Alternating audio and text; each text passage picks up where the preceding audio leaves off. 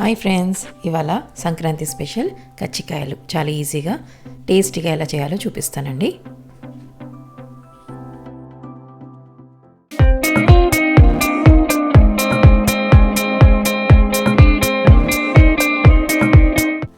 ఒక బౌల్లో 1 కప్ మైదా తీసుకున్నాను, pinch of salt, pinch of వంట సోడా అండి, 1 స్పూన్ నెయ్యి.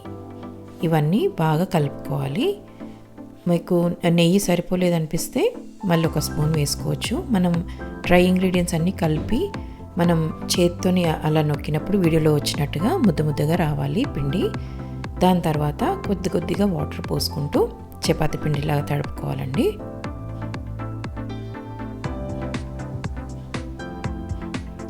దాని తర్వాత కొంచెం నెయ్యినన్నా నూనెనన్నా వేసుకొని తడితనం రావడానికి, అంటే కొంచెం మనం కలిపి పెట్టేసుకున్న తర్వాత డ్రై అయిపోతుంది కదండి పిండి, అలా కాకుండా కొంచెం నెయ్యి నూనె వేసుకొని పక్కకు పెట్టేసుకోవాలి ముద్దని. సో ఇప్పుడు గ్రైండర్లో 1/2 కప్ పుట్నాలు తీసుకున్నాను, 3 యాలకులు తీసుకున్నాను. అది ఒకసారి గ్రైండ్ చేసేసుకోవాలండి పౌడర్గా.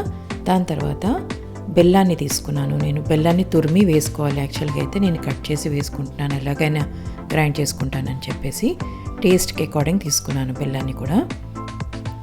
సో ఇందులోనే కొబ్బరి పొడి గ్రైండ్ చేసుకొని వేసుకోవచ్చు, లేదంటే తురిమి అయినా వేసుకోవచ్చు. 3 to 4 స్పూన్స్ నేను కొబ్బరి పొడిని వేసాను. ఒక 2 స్పూన్స్ షుగర్ పౌడర్ని వేసానండి. ఆల్రెడీ మనం బెల్లాన్ని వేసాం కదా, సో షుగర్ పౌడర్ కొంచెం వేసుకోవాలి. సో పిండిని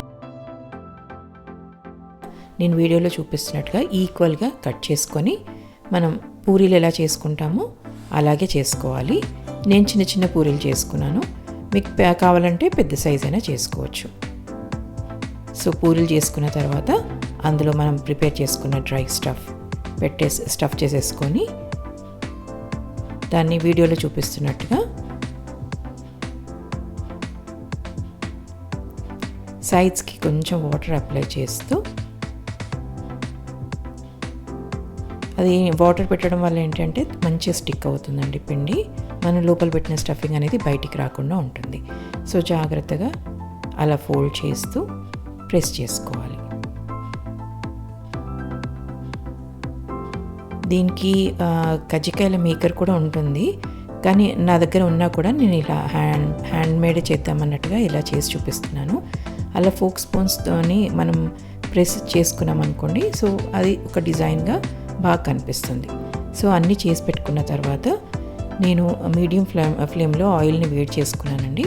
ఒకటైనాకొకటి కజ్జికాయలని మీడియం ఫ్లేమ్లోనే కాల్చుకోవాలి, లైట్ బ్రౌన్ వచ్చేంత వరకు కాల్చుకోవాలి.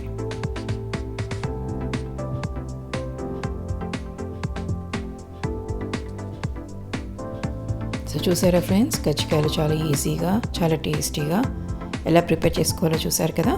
సో ఈ వీడియో నచ్చినట్టయితే please like, share and subscribe to my channel.